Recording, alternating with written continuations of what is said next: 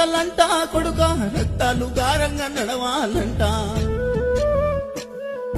అందరిలోనా నేనున్నా గాని తల్లిదండ్రి నాకు గుర్తొచ్చేనయ్యా ఆ 5 కొండలెక్కలాని ఆశ ఉన్నదయ్యా నాకు అలసిపోతీనయ్యా నేను ఆగిపోతీనయ్యా నేను ఏ కొండలు దాగున్నవో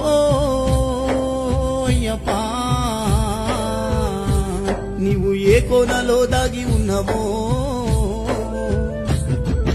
అమ్మని నువ్వు పోయొస్తనే పాదయాత్రకు ఓయమ్మని నువ్వు పోయొస్తనే పాదయాత్రకు